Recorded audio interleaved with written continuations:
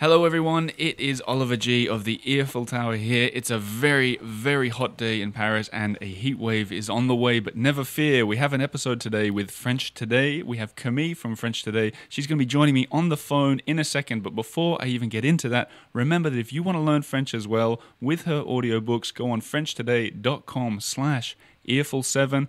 They'll give you an extra 10% off, and I've just seen there's already 20% off everything right now. So go buy today. But I'm going to head over to the phone, see if I can get Camille from Brittany on the phone. Here we go. Let's do it.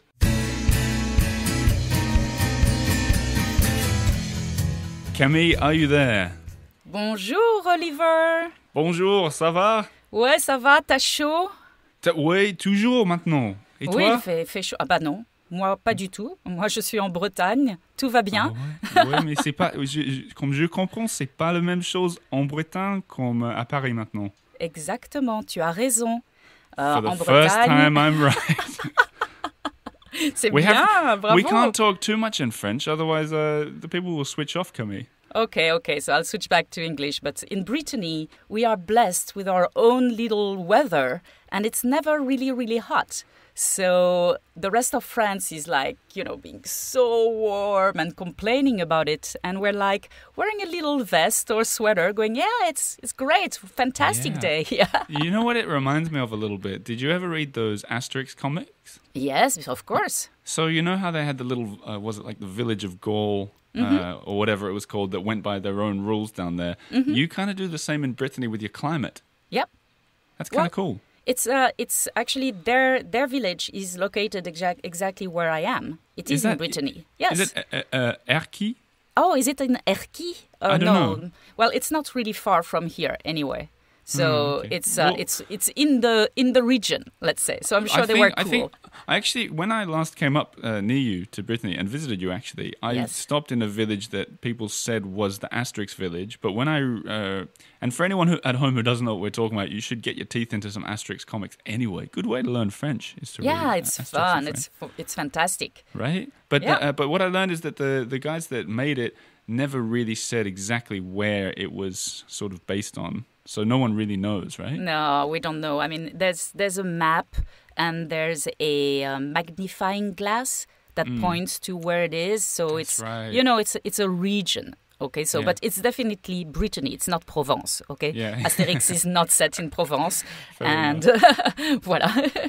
So, but we didn't come here to talk about Asterix today, did we? Or did we? If you want to talk about that Asterix, soyons fous. Allez, les Romains. You know what? I use that sometimes. You say, isn't in Asterix they say, ils ont fous les Romains, right? Oui, ils sont fous les Romains.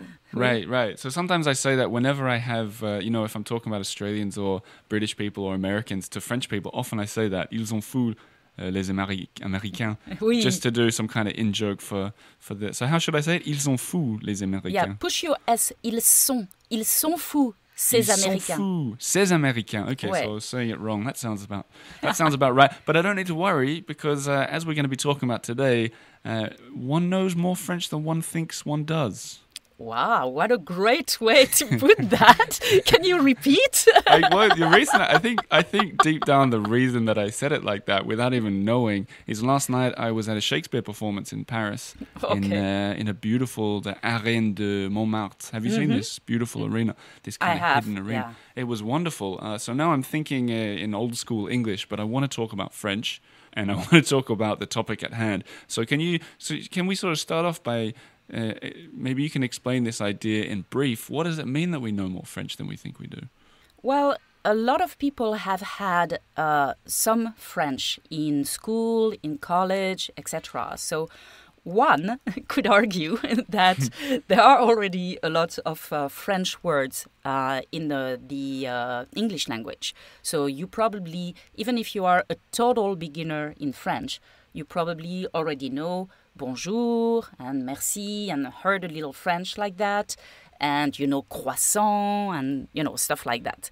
But that does not, when I mean that you know more French than you think you do, it's not exactly to that I refer. If you are a total beginner, start with a total beginner method and that will get you going, okay?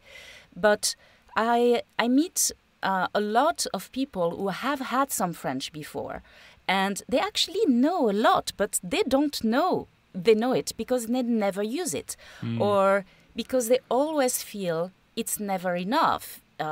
They feel that they can't show who they are as a person in English, but in French, and therefore they feel that they are a total beginner when actually they are much more like a low intermediate level. Right. I bet there's a lot of people listening right now who are nodding their heads saying, yes, that is me, because I kind of feel the same as that as well. Yeah, so, and also there's really a problem with the way French is taught abroad. The focus is entirely on the tenses, and it shouldn't. I mean, you can speak, you can make yourself understood without using your tenses. Okay, you can speak, you can have a totally normal conversation in the present tense, and use your verb in the present tense, and the person will understand what you say.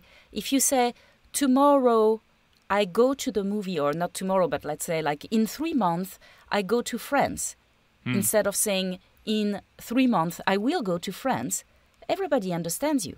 If you say 3 years ago I go to France, yeah, well, you have to adapt a little bit, you have to switch the tense of the verb in your head, but it's easy. Yeah.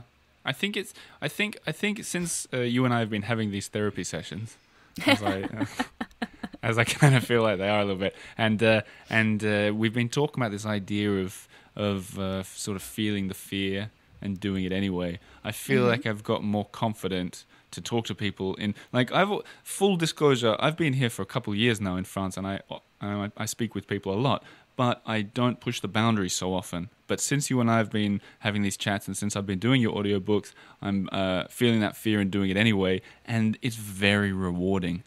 Even though I know I'm getting it wrong, like I know, often like I see the confusing face, which is a red flag kind of, and it makes you feel like you're doing something really stupid or wrong. When you finally do get understood, even if you've butchered it, the feeling is so great. Don't you think? Absolutely. I love what you just said. I love the expression you used, Oliver. You said, feel the fear, but do it anyways. I think I probably stole that from someone who's much smarter than me. I'm not going to take credit for it. Well, I don't know who said that, but for me, it's the first time I heard it. And I feel that's exactly it. We live in a society in general who is too accustomed on being comfortable. Everything has to do with comfort, okay? And each time we push ourselves to do something that is not comfortable, then we think, oh, no, it must be wrong. There's a wonderful book in French. It's called Le Piège du Bonheur. And it would translate in happiness trap, the happiness trap.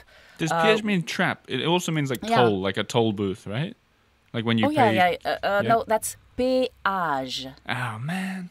That's another one. So piège is P-I-E with an accent, G-E. Yeah. And the other one, péage, starts P-E with an accent, A-G-E. So they look very close. But so the trap is un piège, and the toll booth is un péage. Right. I've been through some toll booths that were more like traps, so maybe that's worth it. I'm sure. This book tells you it's wrong to want to be 100% super happy all the time. Happiness is something that happens from time to time. But most of the time you're, neutral. You should be actually happy if you're not suffering. And it's okay. I mean, happiness is not a state. It's something to be enjoyed. It's something to be really nurtured, and really it's something special. Like sad. Sad should not be all the time. Happy should not be all the time. Most of the time is an okay neutral. And it's the same thing when you speak French.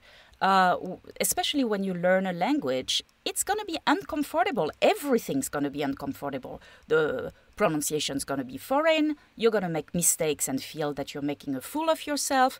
You're going to be, hesitating, looking for your words, you are going to run into trouble because you used the wrong word and you thought your meeting was at 2 and it's at lunchtime, or things like that, and between 2h and 12h. Oh man, I made a really big mistake on that exact thing, but worse, right? When I was going on holiday a couple of years back, I wanted to rent out my apartment to someone. And I didn't remember, I guess, at the time that... So the figure I had in my head was 1,200 euros, right?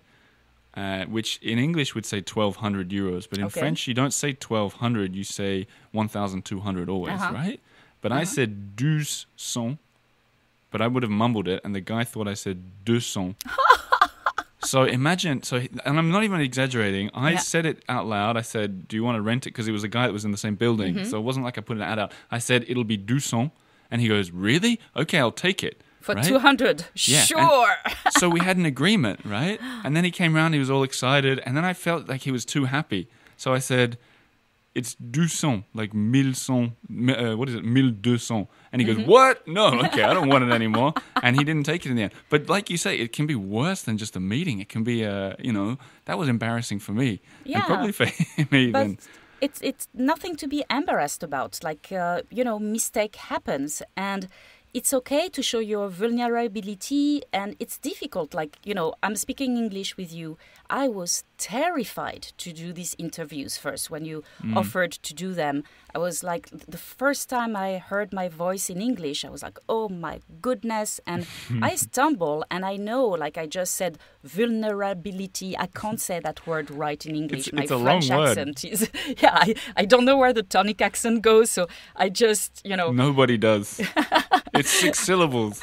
Who knows? So I go for it, and I hope that in the context, you can kind of figure out what this long word, starting with vous and ending with ability, is. Yeah. And most of the time it works, and sometimes it doesn't. And it is very frustrating when you get, stop in the middle of a conversation and you're using a word that people should be able to guess, and they're not. And they are like, they want the perfect pronunciation. There are some people out there in English, in French, in all the language. They exist, okay? That's okay. Ignore them.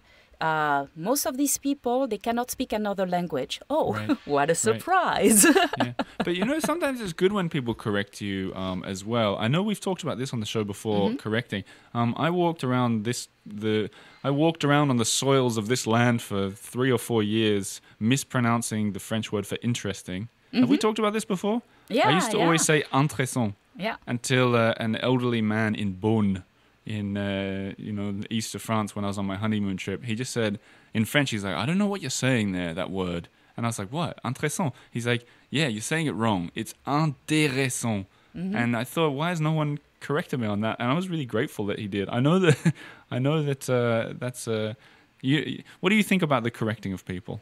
Well, I've had the same experience. I used to say ID instead of idea. Right. Okay. Yeah. In English, because in French it's une idée.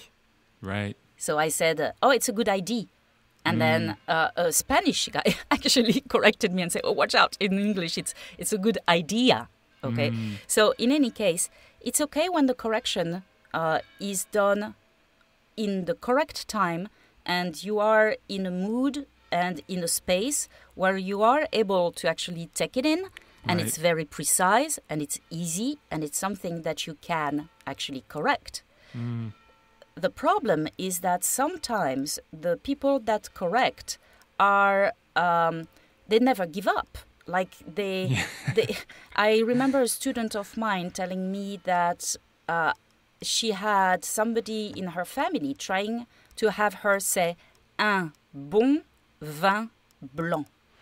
Right. And it's difficult because it shows all the different, not all, but most of the different nasal sounds, un, and on, okay?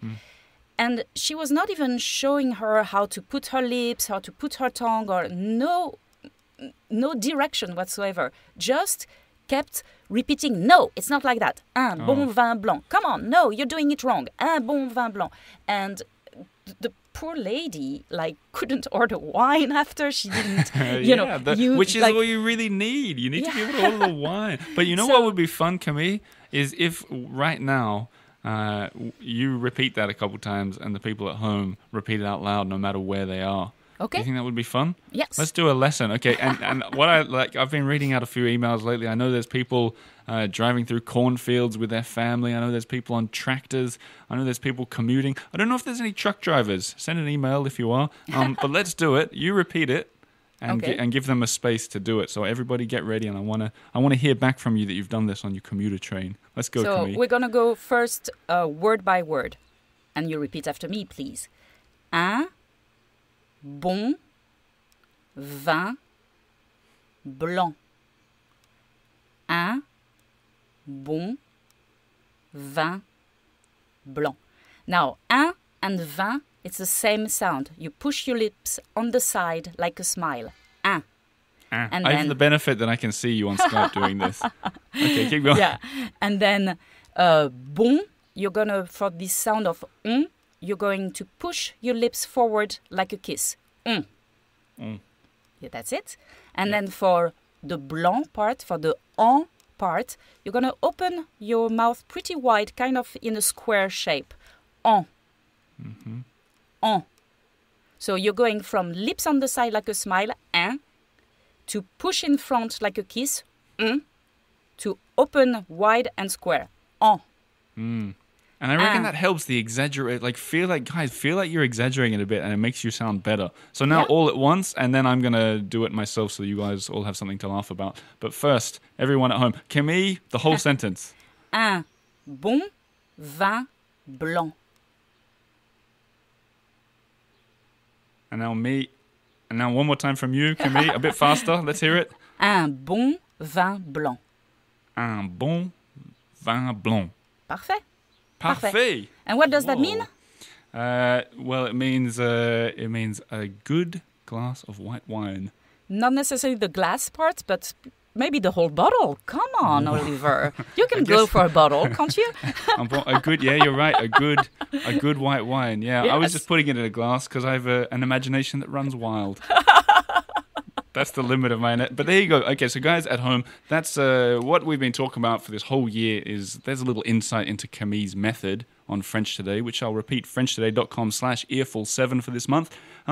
But something that we talked about before we started, and just you sort of mentioned a second ago, this idea of you also feeling the fear when you're speaking English. And I've noticed you've been tackling that head on lately, live. Yes, absolutely. I've been doing everyday spoken French videos for the social media. So you can find me, find French Today on Facebook, Instagram, and also YouTube, Twitter as well. And so actually I learned so much from you, Oliver. It's the good time to say thank you because I was always so impressed with your, videos, your walking tours like that. And I loved how spontaneous, how natural they feel. And I wanted to do that, but I was so scared. I mean, having the camera on you, it's like instant freeze. I started to smile to my ear and, bat my eyelashes. Hello, it's Camille. I couldn't be natural at all. And it took me about a year to get over it, to accept my image. Really not easy doing a selfie, video, like you don't control anything. There's a lot going on in those live videos when you think about it, isn't there? Yeah, and I'm trying to use, that's actually one of my fortes, to be able to speak in a French that is reachable for everybody. Mm-hmm. I don't know what it is. Well, maybe because I've been doing it for 20 years. Maybe that's what it is. But you're right, because when I watch your videos, I think I've seen some of the comments of people say the same thing, is that you feel like you understand a lot more than you typically do. Yeah, and what I love is to be able actually to reinforce the people's confidence by showing them that somebody can be speaking, in a live, unscripted modern French, using the modern French gliding and so on. And I really speak live. Like I have prepared nothing. Like, for example, this past Sunday, I was at a flea market in Paimpol. And I thought, oh, that's a great occasion. I have to share it with my audience. So, poof, I took my camera out and I started to talk a little bit about the vocabulary and what I was doing and what I was hoping to buy and so on. And it's a very short segment. When you learn a language, you should go for a short segment like that. And I've had a great reaction because people feel they can understand me because they actually know much more French than they think they do. And you brought it back around to the topic, but we have a word for that around here. Those live videos like that, the spontaneous walk show. Yes. That's what I call them. When you're in an interesting place, and you're like, this is too good not to share, and you hit the old live button on Facebook. A lot of the people, if I may just take a break to say, a lot of the people who support this show on Patreon, which you guys are among. Yes, you and absolutely. your husband, Olivia. Thanks for that. You'll see that I do these videos as well, these walk shows, I call them, exploring Paris. So more of them to come. And Camille, next time you're in Paris, you and I are doing a walk show and there's no way around it. Yes, absolutely. Even if it rains, we'll go under the rain. I have my hair really short right now, so no danger of it curling up and me looking like a sheep. I watched the video the other day of where you and I were in Paimpol ordering the bread. Yes. Ordering the tradition, and your hair was a lot bigger there. It was yeah. like 10 times bigger than it is now. Yeah, I can go afro. I really can, And no, right now it's really, really short and so convenient. I'm loving it. So there's some inspiration for everyone to go check out Camille's Facebook page and YouTube, and you can see what her hair looks like. You can do a little before and after. But back to the topic and that idea of speaking more than you know. I want to tell you something that happened to me yesterday. And then hear your sort of therapist comments on how you think my progression is going. I was in a restaurant, and Lena turned to me, my wife, and she said, "You're the only man in here." And there were like 15 women, and I was the only guy. And the waiter came over, and I thought, in an English-speaking country, I would make a comment like that to the waiter. That's my personality. I'd say, "Hey, I'm the only guy here. What's going on?" So I tried to do it in French without scripting it out, just trying to make real small talk, and he didn't understand me at first. And I wish I could remember what I'll guess what I said. Something like, "Je suis le seul homme ici maintenant." Something like that. Yeah. Is that good enough? Yeah. He didn't really get it, and he sort of like made small talk around it. And then I realized he didn't get it. And you know what I did? I'm quite proud of it. I said it in another way and more clearly to make sure he understood. And then he did get it. And then we started having a laugh about it and wondering why it could be. And it was a success moment, you know, because it was totally unnecessary conversation, and it wasn't a busy restaurant, so I didn't feel bad to bother the waiter with this moment. But it felt really good to get my point across and to get a conversation going. Yeah. What do you make of all that? I say, kudos, congratulations to you. That's exactly what you should be doing when you're wanting to communicate in another language. Put yourself out there. It's okay to make mistakes, okay? I can guess what happened actually. I think you may have, instead of pushing your sound, instead of saying seul homme, je suis le seul homme, you maybe have said je suis le sous l'homme. And he understood you were drunk, je suis sous, or something like that. It's a mistake that can happen. Anyway, whatever angle you look at it, you're going to make mistake when you speak French, the same way as I'm going to make mistake when I speak English. And I lived in the States for 20 years. So, I consider myself quite fluent in English. Yet, there are some pronunciation mistake. You and I, we cannot forget who we are. You are an Australian living in Paris. When I was in Boston, I was a French woman living in the US, living in Boston. That's who we are. Nobody is asking us to forget that because we want to learn another language. So, yes, it's a good idea to try to push your accent into a French accent. It's a good idea to study hard to really better your French and so on. But it is also okay to still be an Australian in Paris, and it's still okay for your Australian accent to come out. And you know what? It's super cute on top of that. That's the thing. Like, all my students, they want to lose their English accent when they speak French. Do not. An American or an English or an Australian accent, an English-speaking accent in French is the cutest thing. Is that considered the cute one, the British one? Oh, yeah, Really? absolutely. So keep a little bit of it. It's a flick chick, you know? I mean, or whatever. You know what? Like you say, someone once said to me something I'd never considered before, and I think makes so much sense. They said, you have an accent when you speak your native language. Of course you're going to have an accent when you speak another language. Yeah. Right? Yeah, we all have our different way of speaking. And even in your language yourself, you speak in a certain way that shows your education, that shows maybe your region, that shows maybe that you are somebody who's more proper or less proper, or, language conveys a lot of information. And that's why it's very important when you learn another language to pick the right resource, to pick the right material. Find someone whose voice you like, Find somebody who is approximately your age. Like if you are 60 years old, it may not be a good idea to learn from a 20 years old, and vice versa, On the contrary, the good thing in France compared to Japan, for example, is that we don't have differences between men and women speak. We don't have different accents, like intonations.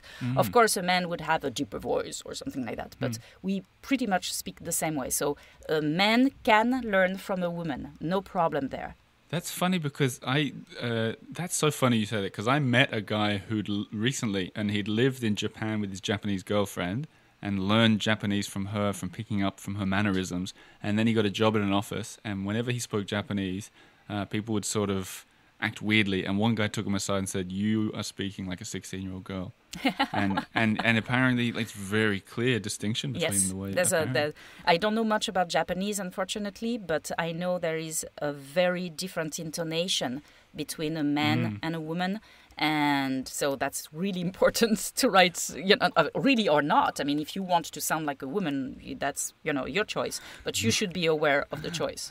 But we have no need to be talking about Japanese. No, I'm not. Although if there is a Japan Learn Japanese today.com/earful7, it could work as well. Who knows? But one thing I do want to talk about, and we can kind of finish on this because time's running away as it always does, is this idea of children. And you had some thoughts on learning like a child or not learning like a child. Can you explain that to me? Yeah. I see a lot of methods that say if you want to learn French fluently, you should put yourself in the mind of a child. You should learn like a child does. So you should learn from immersion. You should develop the instinct that a child has when they speak. And all this is good. But there are huge differences between an adult learning a language and a child. One of them being motivation, okay? A child needs to speak. He needs to communicate. And it is actually a very strong instinct in them to communicate. We don't, especially English speakers. You go to France, you speak English, chances is that somebody is going to be speaking English around. You do not have to speak French. It's not a matter of survival, okay? Second of all, this instinct thing. Well, kids are not self-conscious. They don't care if they make mistakes. They actually don't realize they can make mistakes. And on the other hand, us as adults, we are wonderful at trying to figure out what this mumbling 2-year-old is trying to tell us. Right. And they say, I can't do a baby thing, but were you trying to imitate a baby just then? Is that what was happening? I'm trying to figure out a sentence, an example that I could say what a child would say, and their parents are the only one in the entire world, that can figure out that this child that say, "Mom, please, I want milk." Okay, yeah. But they do, and that's also the problem. Is that if you were speaking French in front of an audience that was so willing to try to understand what you were saying, believe me, you'd have no problem communicating. So it is not fair to say to an adult, just do like a kid does, because it's totally different. Furthermore, kids have they're genius memory-wise compared to us. they really have this, their memory is fantastic. And most of us, especially, growing up, like, not growing up, but getting older, right. we are losing this ability to memorize like 20 words in a day. So Yeah, so it just gets harder and harder. But not if you're going on French Today and doing the audiobooks. That's what I always say. Yeah, well, but as I always say, if you really want to master French, it's not going to be easy. I'm sorry. I know it's against all the marketing. It's, I too have to put in, it's fun, it's great, it's so easy. You'll be speaking French in no time. I have to say it because we live in a Photoshop world where everything has to please the audience. But you know what? You're going to have to work. And there's no way around it. And as an adult learning a skill, it's likely it's not going to be coming super naturally to you. Sure. And a good method will help you. And it will help you get there stage by stage, So and that's my exactly belief. what you guys are providing. And thank you for it. And I'm progressing along, hopefully with a lot of listeners out there. So thank you for all the work that you've done there, Camille. Oh, merci, Oliver. And thank you for the kind words. I didn't say thank you, but thanks for the kind words you said about my videos as well. And I'm looking forward to doing a video with you when you're back in Paris. But I think it's time to wind things up for the day. Have you got any parting words for the audience? Not really. I'll let you do that as you do wonderfully, Oliver. Well, thank you. What I'll do, and one thing I haven't mentioned for a long time, the music that I play at the end of the episodes, right after the episode ends, is from Slim and the Beast, a local band. That was a song they wrote for our honeymoon season. So I'm going to put that on right now in the background. And Camille, merci beaucoup pour aujourd'hui. Je t'en prie, merci à toi, Oliver. C'est toujours un plaisir de te parler. Et bonjour à Lina, bien sûr, de notre part. Wow, Lovely Lina. It's so nice to finish on French. Guys, I'll leave you on that. Au revoir. Au revoir.